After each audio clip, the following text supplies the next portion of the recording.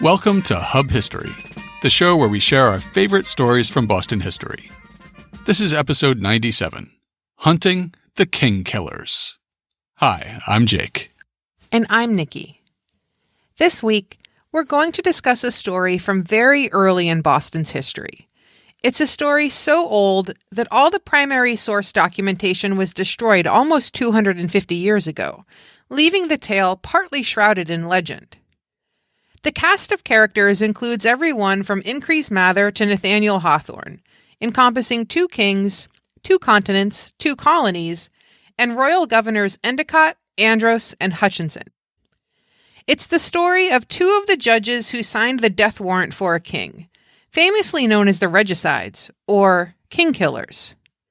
Edward Whalley and William Goffe became celebrities in Boston, before being forced to flee in the face of what one historian called the greatest manhunt in British history. But before we talk about the hunt for the king killers, it's time to take a look at this week's featured historic site and upcoming event. This week's featured historic site is the headquarters of the Dorchester Historical Society, the James Blake House. Built in 1661, it has the distinction of being the oldest house in the city of Boston. It's unique for its architecture and construction methods, as their website explains. The house is one of only a few examples of West England country framing in the United States. Most of the early colonial homes in Dorchester were built by house wrights from the south and east of England, where brick and plaster building predominated. However, the Blake House was built in the manner of the homes of Western England, which had long used heavy timber framing methods. The James Blake House is a 2-story, central chimney, gable-roof dwelling of timber frame construction. It is on a rectangular plan 3 bays wide and 1 bay deep and measures 38 by 20 feet. Built in 1661, the house is one of a relatively small number of its type, the post-medieval timber frame house, surviving anywhere in New England. The house is located at 735 Columbia Road in Dorchester. Like many of these historic houses operated by local historical societies, it's not open every day. You can check out the exterior anytime you're passing by, but to get a tour of the inside, you need to show up on the 3rd Saturday of the month between 11 a.m. and 4 p.m. And for our upcoming event this week, we have a twofer. First up is an author talk at the South End Historical Society on Wednesday, September 19th. Dina Vargo will be discussing her book, A Hidden History of Boston, which is described as, Boston is one of America's most historic cities, but it has quite a bit of unseen past. Riotous mobs celebrated their hatred of the Pope in an annual celebration called Pope's Night during the colonial era. A centuries-long turf war played out in the streets of quiet Chinatown, ending in the massacre of 5 men in a back alley in 1991.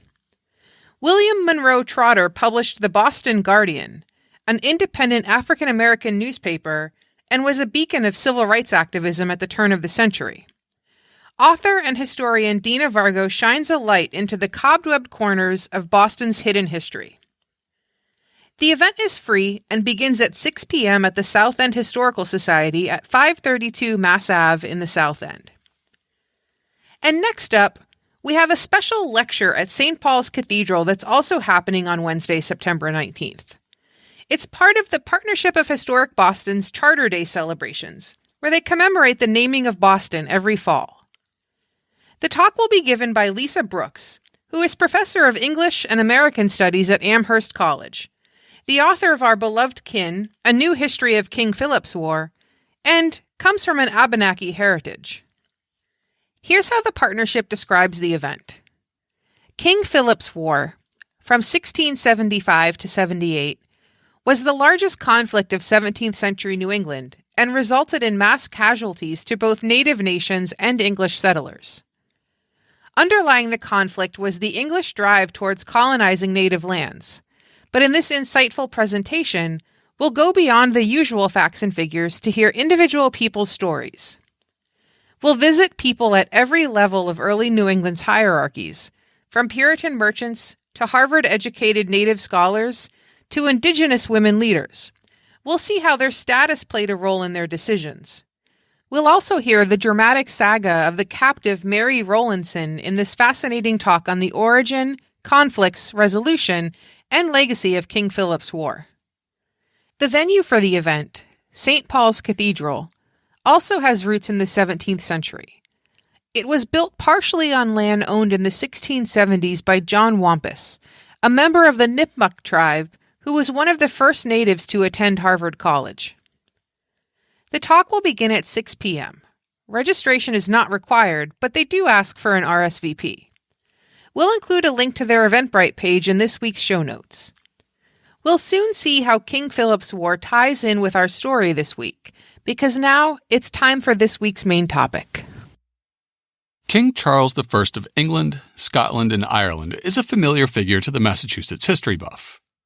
In part because he gave his name to Charlestown and to the Charles River, but also because it was his signature and seal that in 1629 gave a grant to the Massachusetts Bay Company of all that part of New England in America which lies and extends between a great river there commonly called Merrimack River and a certain other river there called Charles River, being in the bottom of a certain bay there, commonly called Massachusetts Bay, and all lands whatsoever lying within the limits aforesaid, north and south, in latitude and breadth, and in length and longitude throughout the main lands there, from the Atlantic Ocean in the east part to the South Sea on the west part, and all lands and grounds, place and places, soils, woods and wood grounds, havens, ports, rivers, waters, and all mines and minerals in the said lands and premises, or any part thereof, and free liberty of fishing in or within any of the rivers or waters within the bounds and limits aforesaid, and the seas thereunto adjoining, and all fishes, whales, baleen, and sturgeons that shall at any time hereafter be taken within the said seas or waters. However, soon after the Arbella fleet brought the settlers of Puritan Boston to these shores, Charles began cracking down on Puritans and other religious nonconformists back in Old England.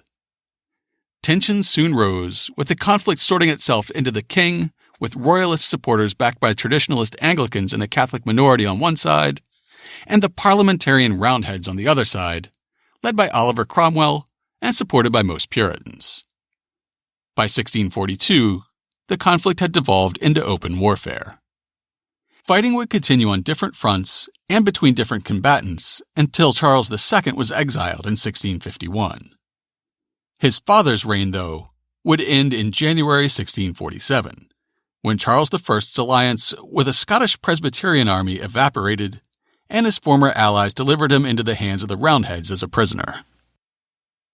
2 years later, after Cromwell had consolidated his power into a body known as the Rump Parliament, Charles I was put on trial for treason. The charges said that wicked designs, wars, and evil practices of him, the said Charles Stuart, have been and are carried on for the advancement and upholding of a personal interest of will, power, and pretended prerogative to himself and his family, against the public interest, common right, liberty, justice, and peace of the people of this nation. He was judged by a 68-member committee and found guilty. 59 of the judges signed a warrant for the execution of King Charles I. Historian Alexander Winston describes what happened next. The death warrant was signed on Monday, and the business was then pushed with all haste. At 10 o'clock on Tuesday morning, it was January 30th, 1649, Captain Hacker brought King Charles out of St. James Palace. The air was still and very cold. Ice was piled up under the Thames bridges. Charles walked briskly, urging his guard to be quick. March apace. To the solemn, muted roll of drums, he crossed the park between lines of soldiers and entered Whitehall. The crowd that had streamed in from all over London shivered in the streets, packed as tight as pebbles on a beach. About 2 o'clock, Hacker, who was observed to have been seized with trembling, escorted the king along the corridors of Whitehall Palace and through a dismantled window of the banqueting hall directly onto the broad, black-draped scaffold. There, at last, Charles saw the block, with its iron staples and tackle, the close ranks of soldiery, the masked headsmen, grotesque in false grizzled beards and wigs. With composure, the king made a short speech, and then, handing his George, a jeweled collar from which hung a pendant of St. George slaying the dragon, to Bishop William Juxon with one word, remember. He pushed his hair up under a white satin cap and lay down on the block. The axe glinted. A shudder ran through the crowd, and a vast groan echoed up the streets. In that instant, the 59 signers of the death warrant became regicides. In faraway Boston, residents had been largely insulated from the chaos and bloodshed of the English Civil War, though a few had gone back to the mother country to fight alongside Cromwell, and the Puritan majority were vocal backers of the Roundheads. For instance, Harvard President Henry Dunster announced, "Truly we are all one heart, I mean the body of the godly, in New England, with the Parliament and army, and see that Christ hath carried them beyond men and themselves, in all that they have, by his impulse, in a sort been driven to do." They were insulated, but not ignorant. On June 3, 1649, Bostonian Adam Winthrop's journal records how the town received the momentous news of Charles's fate. "Here is now a London ship come in that bringeth the news that the king is beheaded." At First Church in Boston, the preeminent Puritan minister John Cotton used a 1651 Thanksgiving sermon to provide scriptural justification for the execution of a monarch. The chief differences in England are principally three, contained in 3 words but comprehending much matter. And let me briefly open them, that if it be the will of God, some reconcilement may be endeavored among them to prevent such dangers as both nations may fall into. There is some difference about the king, some difference about the covenant, and some difference about the parliament. If there could be drawn up a union in these 3 in our native country, and in such here as adhere to them, I should hope other things may easily be accorded. First, it is a matter of great thought, heart, putting to death the late king.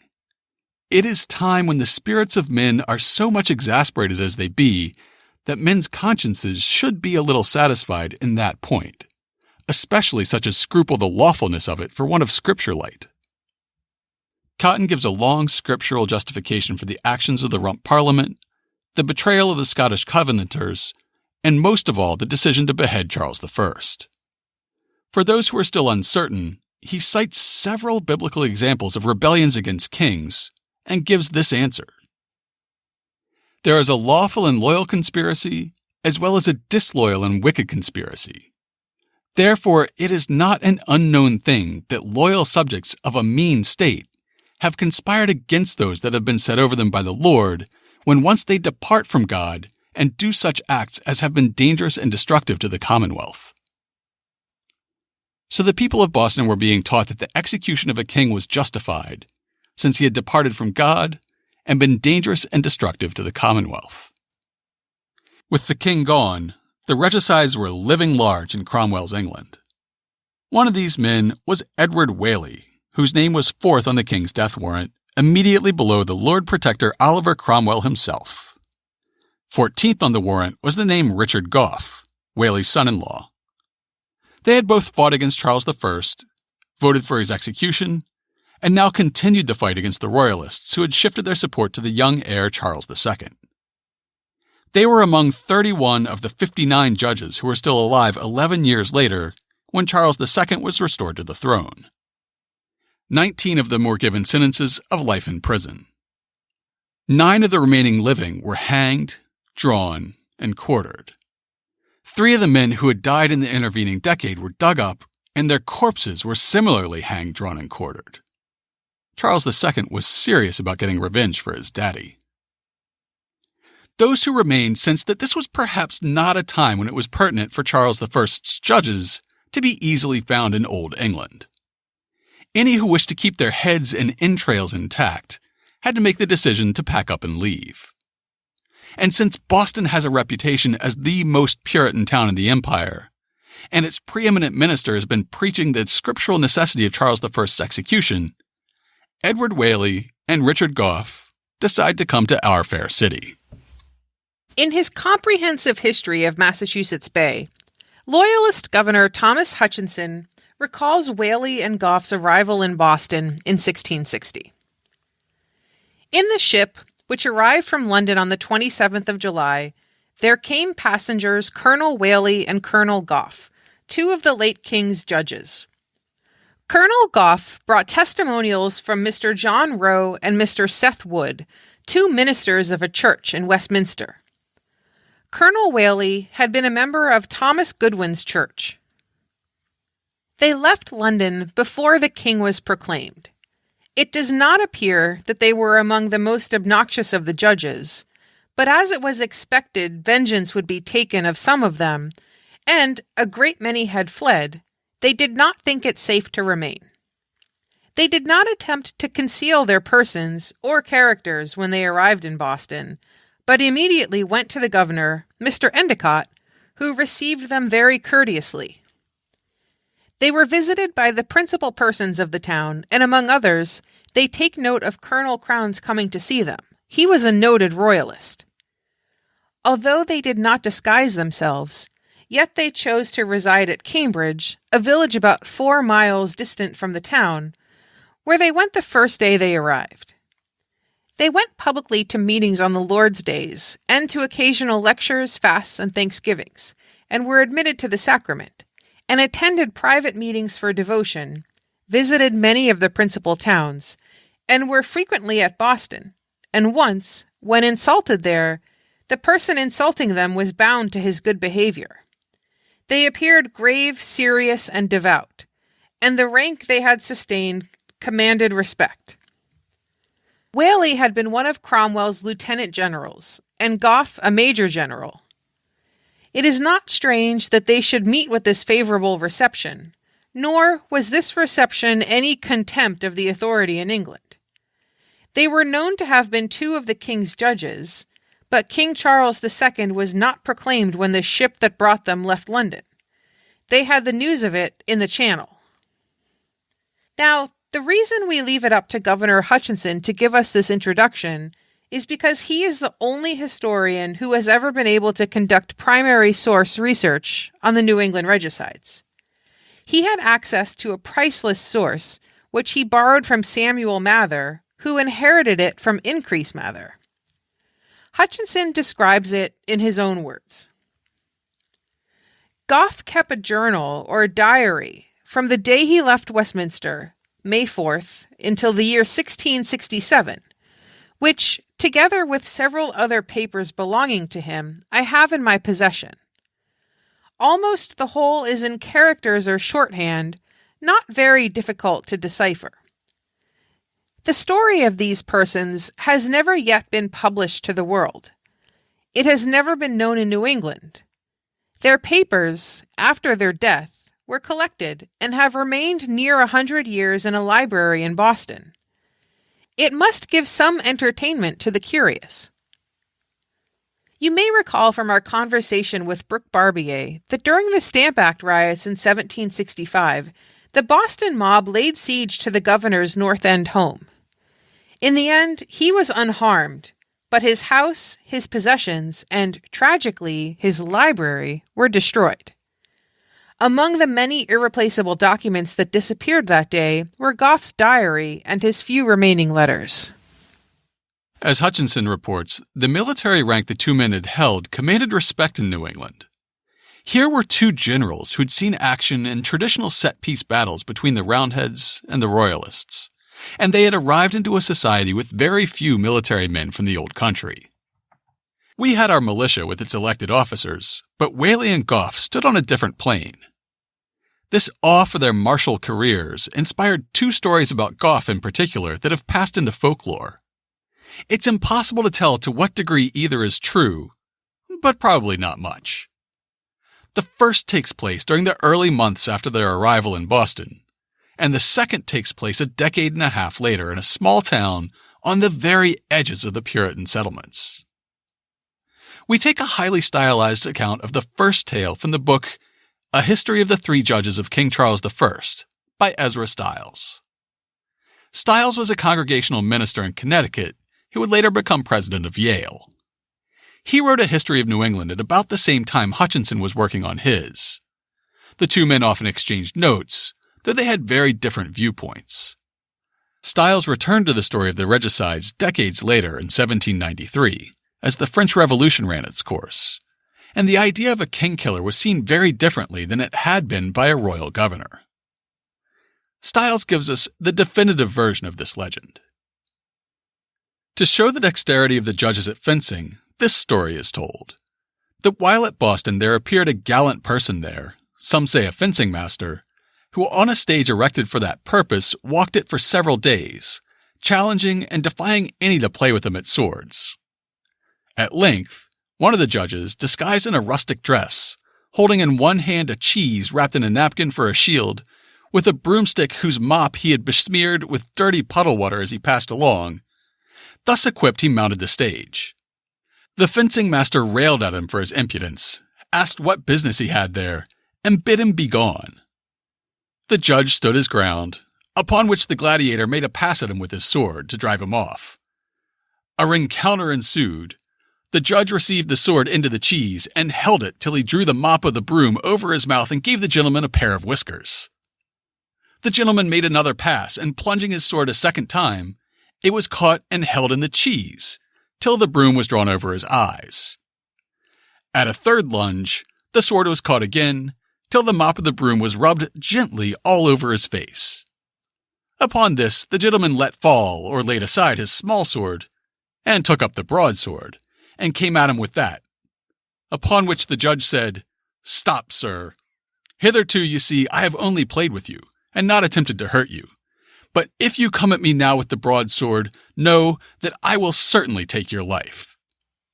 The firmness and determinateness with which he spake struck the gentleman, who, desisting, exclaimed, "Who can you be? You are either Goffe, Whalley, or the devil, for there was no other man in England that could beat me." And so the disguised judge retired into obscurity, leaving the spectators to enjoy the diversion of the scene and the vanquishment of the boasting champion. Hence it is proverbial in some parts of New England, in speaking of a champion at athletic or other exercises, to say that none can beat him but Goffe, Whalley, or the devil. As a side note, isn't it a shame that this proverb has passed out of the common vernacular? Wouldn't you just love to hear a Pats fan call into sports talk radio and say that when it comes to Tom Brady, none can beat him but Goffe, Whalley, or the devil? After so publicly supporting Oliver Cromwell against the Stuart crown, Boston found itself on thin ice with the restored monarchy. After a quick deliberation, the provincial legislature issued a public statement on August 7, 1660. "Forasmuch as Charles II is undoubted King of Great Britain, and all other his Majesty's territories and dominions thereunto belonging, and hath been some time since lawfully proclaimed and crowned accordingly, we therefore do, as in duty we are bound, own and acknowledge him to be our sovereign Lord and King, and do therefore hereby proclaim and declare his sacred Majesty Charles II to be lawful King of Great Britain, France, and Ireland, and all other the territories thereunto belonging. God save the King." With Whalley and Goffe living openly in Boston, many people in authority in the province were hoping that they would be pardoned by the new king. However, Hutchinson informs us that when the Indemnity and Oblivion Act was handed down, it specifically accepted regicides like Whalley and Goffe from being pardoned for past crimes. The reports afterward were that all the judges would be pardoned but 7. The Act of Indemnity was not brought over until the last of November. When it appeared that they were not accepted, some of the principal persons in the government were alarmed. Pity and compassion prevailed with others. They had assurances from some that belonged to the general court that they would stand by them, but were advised by others to think of removing.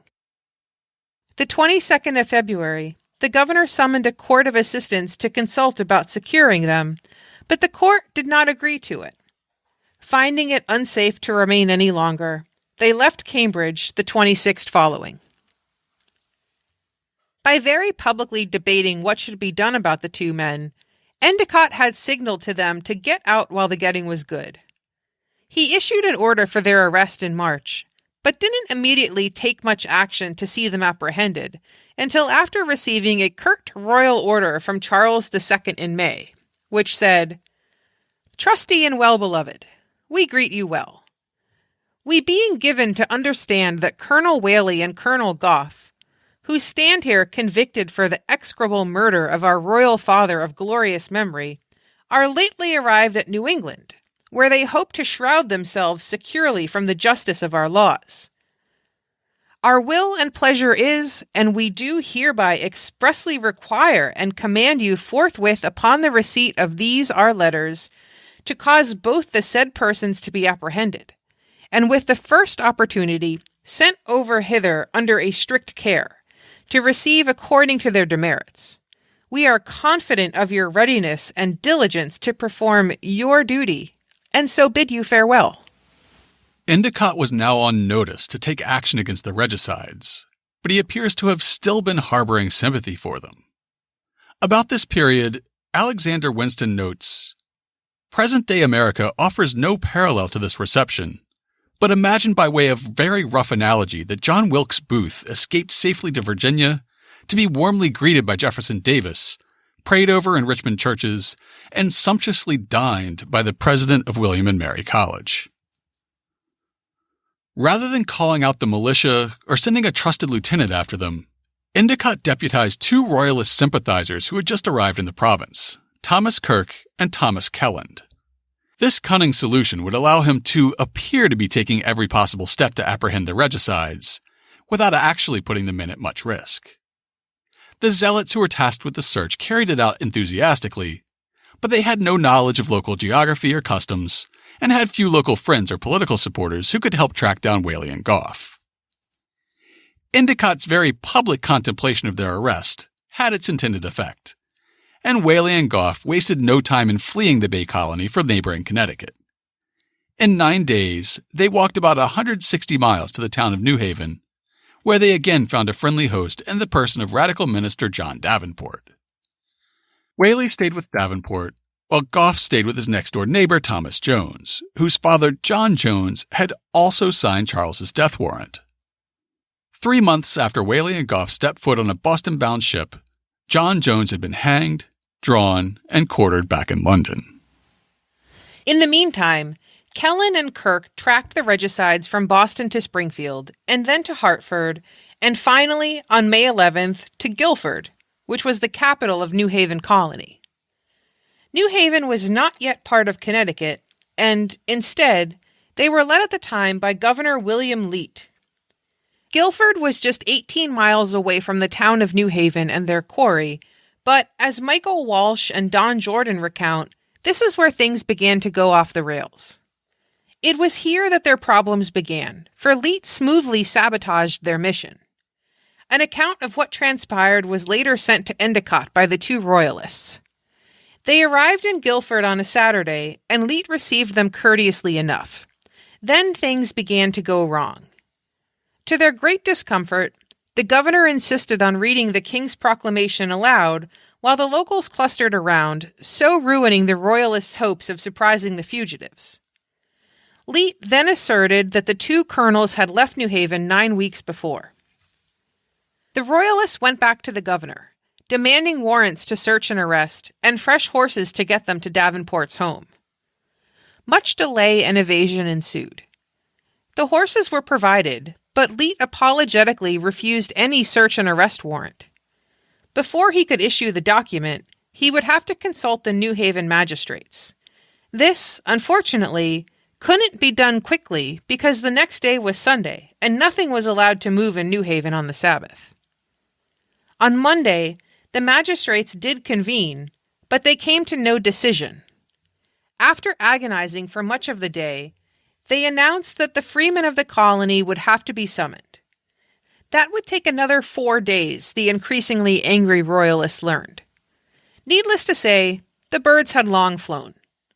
On the day that Kirke and Kelland led the search party into Guilford, a Native American rode through the night to warn Davenport, Jones, and their guests.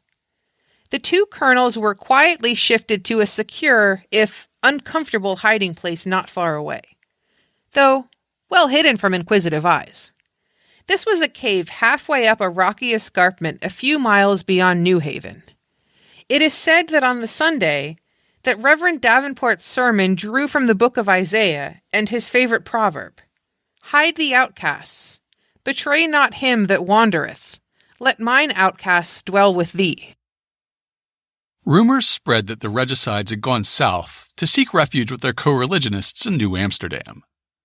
Kirk and Kelland, thwarted at every turn by Connecticut Puritans who were playing dumb, decided to follow up on that lead and have a word with Dutch Governor Peter Stuyvesant. Within a few weeks, they were back in Boston, empty-handed. Governor Endecott strategically gifted each man a rich farm of 250 acres for their trouble, ensuring that they would not complain too loudly of the opposition they had faced on their search. Meanwhile, the fugitive judges sought refuge in a small Connecticut town called Milford, staying with a sympathizer named Tompkins, so completely isolated that Hutchinson would say, they remained 2 years without so much as going in the orchard. For the next few years, things were relatively quiet for the judges in Milford. Charles II's agents were busy tracking down their fellow judges in continental Europe, capturing them and carrying them back to England to be tried, tortured, and executed when they could, or simply assassinating them on the spot when they could not. Throughout this period, Goffe keeps a diary, and through a network of sympathetic figures, he maintains a correspondence with Increase Mather. These are the papers that Thomas Hutchinson would eventually find in the library of Samuel Mather a century later and use to recreate the judge's story.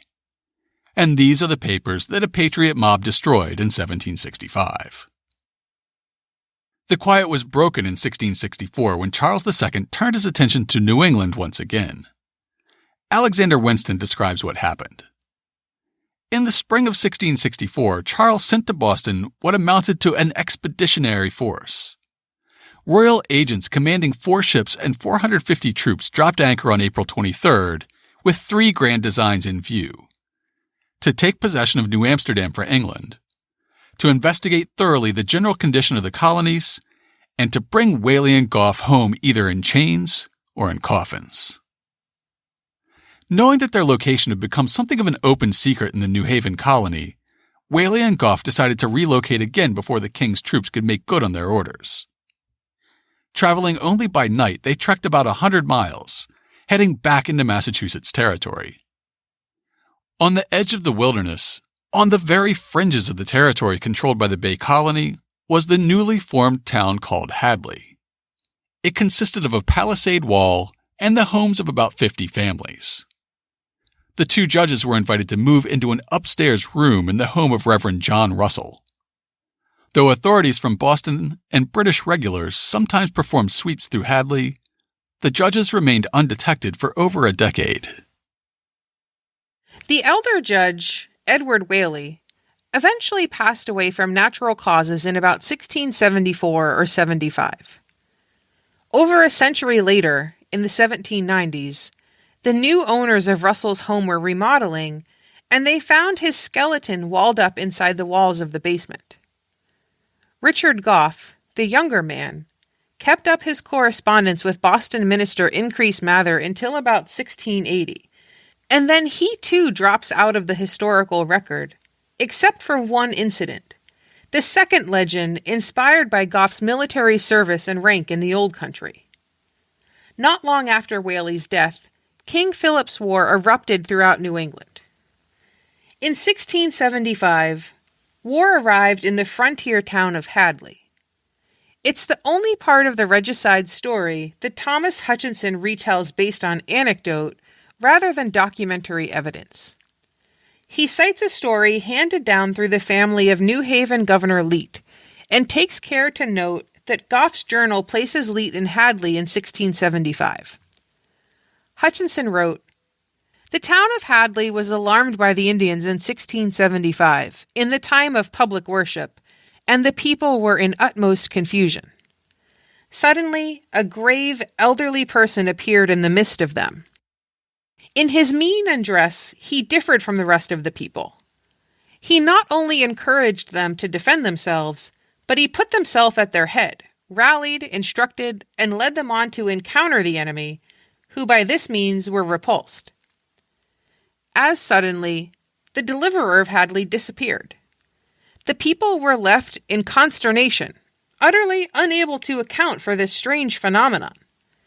It is not probable that they were ever able to explain it.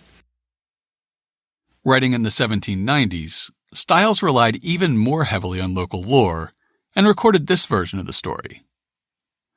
During their abode at Hadley, the famous and most memorable Indian war that ever was in New England, called King Philip's War, took place, and was attended with exciting universal rising of the various Indian tribes, not only of the Narragansett and the sachendom of Philip at Mount Hope or Bristol, but of the Indians throughout New England, except the sachendom of Uncas at Mohegan, near New London.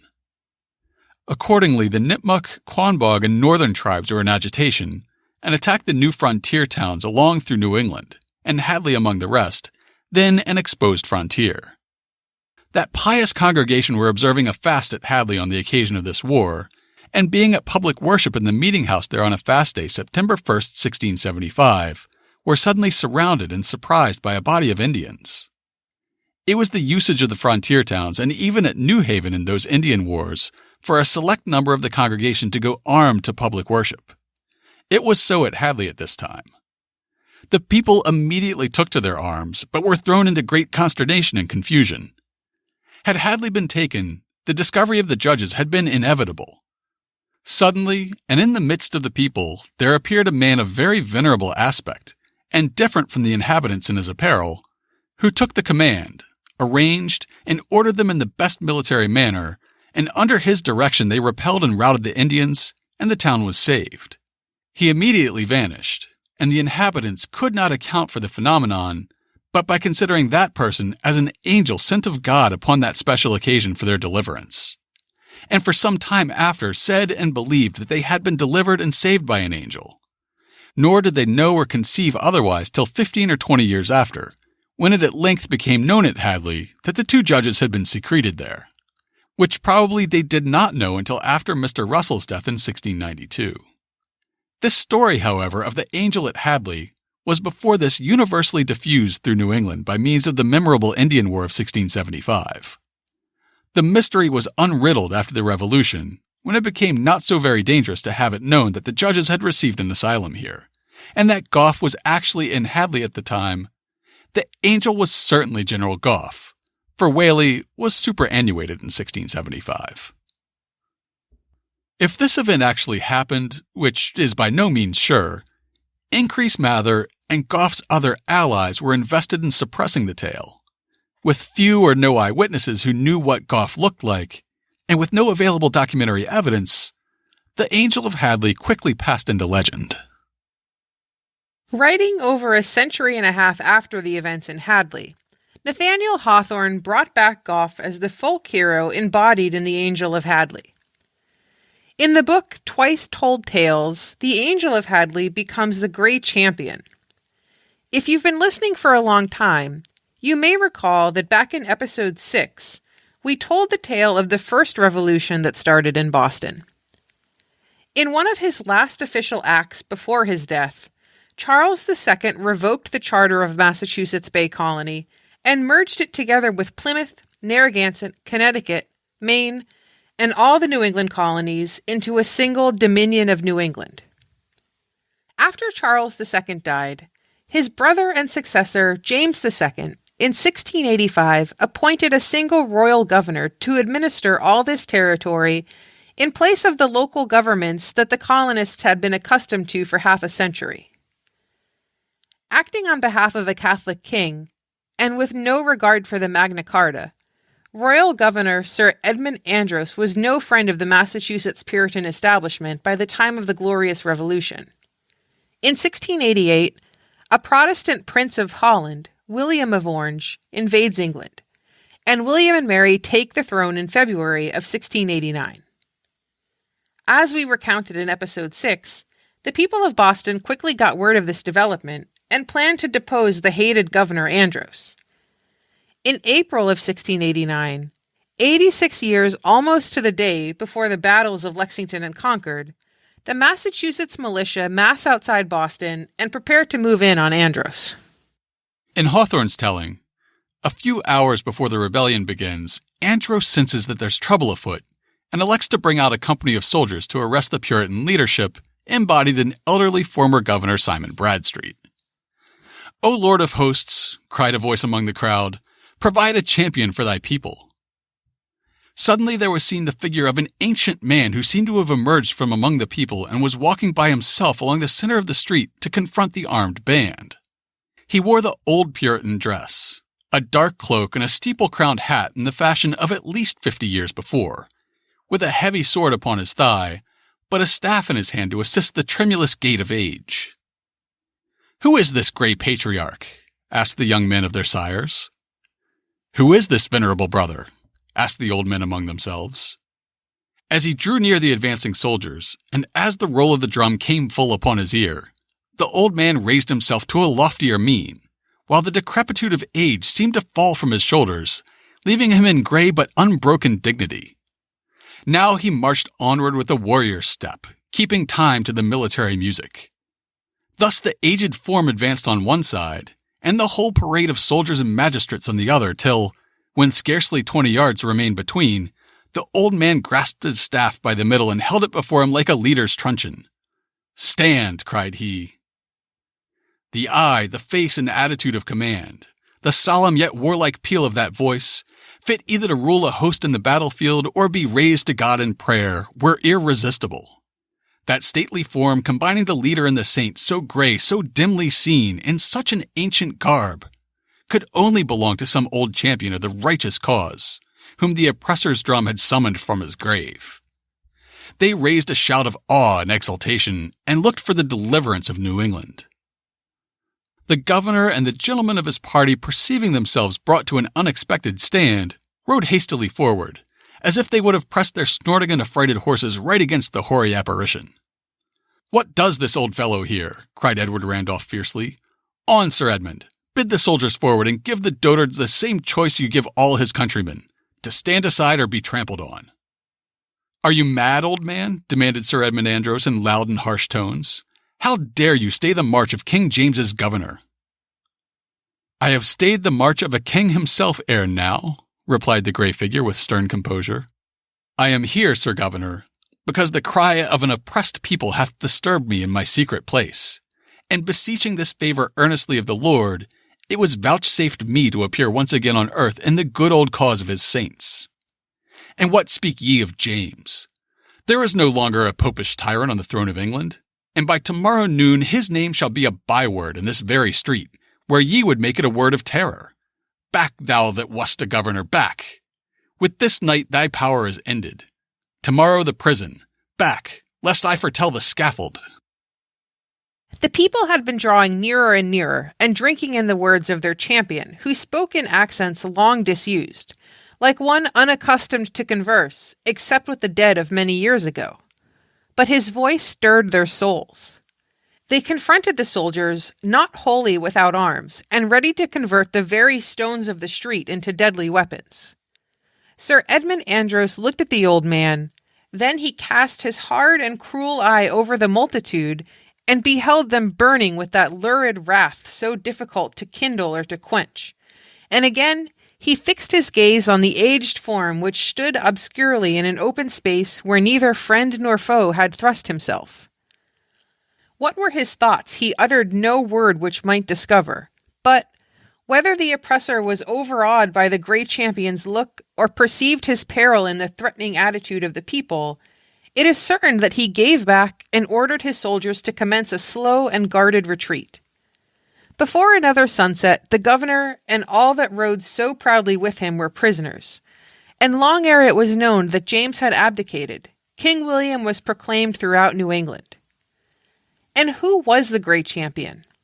I have heard that whenever the descendants of the Puritans are to show the spirit of their sires, the old man appears again.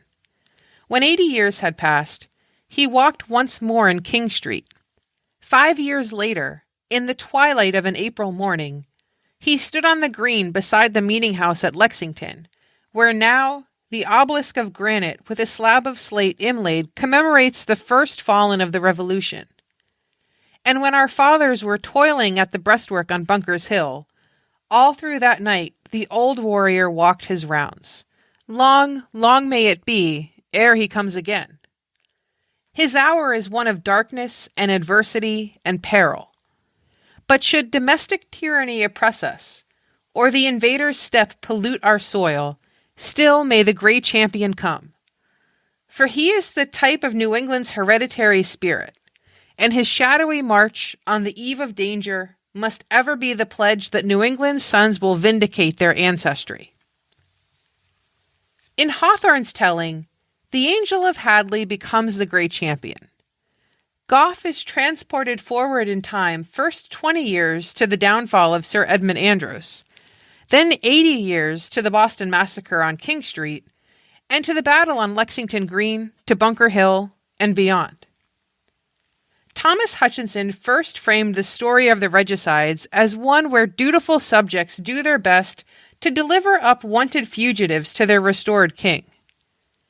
Ezra Stiles made the story into a parable of democracy's triumph over monarchism. And Nathaniel Hawthorne simply creates a legendary action hero, back from the dead to avenge the oppressors of New England. We'll let you choose your own favorite version. To learn more about the hunt for the king killers, check out this week's show notes at hubhistory.com/097. We'll have links to both Hutchinson's and Stiles' versions of the regicide story. We'll also have a number of popular articles about the judges, and a couple of scholarly pieces as well. And of course, we'll have links to information about this week's featured historic site and upcoming event. If you want to get in touch with us, you can email us at podcast@hubhistory.com. You can also call and leave a voicemail at 617-383-9255, and we might play it on the show. We're Hub History on Twitter, Facebook, and Instagram. Or you can go to hubhistory.com and click on the Contact Us link. While you're on the site, hit the subscribe link and be sure that you never miss an episode. If you subscribe on Apple Podcasts, please think about writing us a brief review. It's still the best way to help others discover the show. That's all for now. We'll be back next week.